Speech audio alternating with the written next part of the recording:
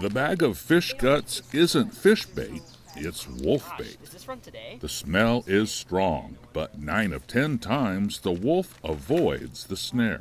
He was coming in, he was kind of eating here, sniffing the baits. They're using the roads a lot, and then we know he's either coming from this way or maybe from this way.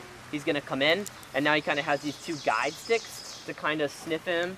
Right up, if you see those sticks right there, those are what have all the smelly stuff. But the trap is actually buried in the ground. In the tribal forest on the Minnesota-Canada border, Avery Tilley's research is part of the Grand Portage Ojibwe's wolf stewardship. Once caught, a wolf gets sedated for testing and a radio collar for tracking. Get that collar on, take those GPS collar points, and you plot them all out, and you can see the different packs, and they'll like run right up to each other, but they'll never cross. Like there's that invisible line. 3 drugs that we're using in our new protocol. Tilley's researching special sedatives that are less problematic than standard ketamine, as their effect is reversible within minutes. So we can give the wolves these 2 drugs, and it will reverse the effects of the 3 sedative drugs, and they'll be able to get up and run away.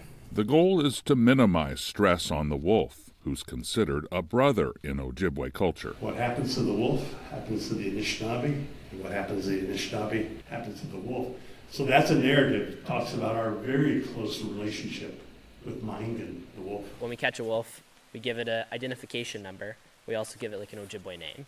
So that way, we're holding that level of personhood to the wolf. Avery Tilley wants to bring that kind of relational thinking to a career as one of the nation's few Indigenous wildlife veterinarians. To protect these species, bison, moose, wolves, bears, salmon, caribou, these culturally significant species that surely not enough people are addressing it from an Indigenous perspective, where you can understand both how you need to manage this in a Western way for things like population size and abundance and making sure that genetics are strong and healthy, but also from that Indigenous side of caring for the animal.